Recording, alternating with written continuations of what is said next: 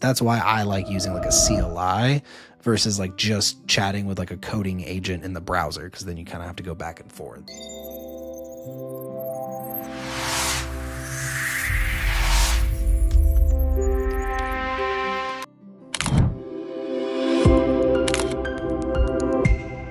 I have a question on OpenAI's strategy versus like what seems to be like Claude's strategy. Claude seems to be building everything, like building it into Claude, you know what I'm saying? Whereas OpenAI seems to be like playing nice with others, you know what I'm saying? Now, with that being said, I know that Claude's also been integrating with a lot of different things as well as part of their like little suite of things that they're releasing. Micro is a great example, but yeah, what do you think on that with like their different overarching strategies? This is just my personal opinion. I'm going to get a lot of haters for this if people even watch this, but it's fine. I think Anthropic is still sticking more to their values of being a research company. Because let's not forget, people, OpenAI and Anthropic and Google DeepMind, they all started out as what? Research companies. They never said they were going to be a product. They never even knew they were going to have a way to get to revenue and be able to create this billion-dollar company. They were research companies. That's what they started as. ChatGPT or OpenAI very quickly became extremely highly valued. They got a crazy investment from Microsoft. They sprinted to the forefront of this AI kind of race that we're in right now. Yeah.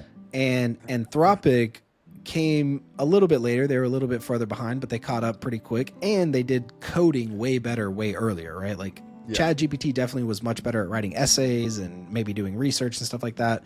Anthropic with Claude, they got really, really good at systemized type of models. So like their code models, and they focused mostly on getting small successes in small processes rather than OpenAI saying, we want to do everything completely on our side. And at the time, it was more of a niche community. Now, like more and more people are like adopting that vibe coding or vibe marketing, like whatever you want to call it, vibe working, like type of mentality, like that now Claude's full suite of products like align with, even though you and I both know that you can literally open up pretty much any AI coding app and do these things as well. They're just really good at marketing, and all of the creators seem to be like just loving it. Dude, I don't know. Claude is uniquely good, in my opinion, when it comes to the most common like frameworks. Like if you try to use Claude for something that's very specific, like Rust or Go or even PHP,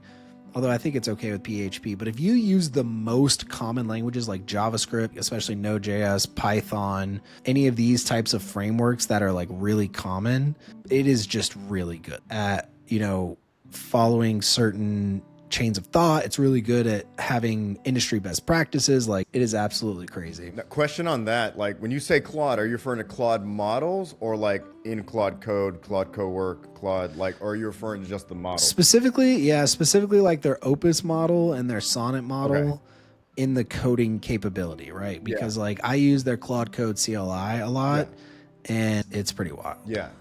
That's what I like to hear, that because there's a difference between like the models and then the actual like using the software product or whatever the CLI. Or first of all, Quentin, what is a CLI, just for people that don't know? So a CLI is a command line interface, and so it's something that you use in the terminal, right? So it's very similar to chat, but in a web chat, you're looking in the browser, and so you can have different formatting, and you're also limited to what it can do by being in the browser. When you're using a CLI, you're in your terminal, which has direct access to your machine. So it can look up files, it can run commands, right? Like if you need it to run like a Python process on your machine, like a video editing process or something that's like built into the computer, then that's where a CLI comes in. It has a full understanding of what your command line can do. And so it understands how to use those tools to its advantage. So that's why I like using like a CLI versus like just chatting with like a coding agent in the browser, because then you kind of have to go back and forth. Hey, David Morello here, your host from SaaS with DaaS podcast. And if you enjoyed this video, go ahead and check out some of our other clips right here. And you can go ahead and see one of our other episodes or even clips from this same episode from SaaS with DaaS podcast. We'll see you on the next one.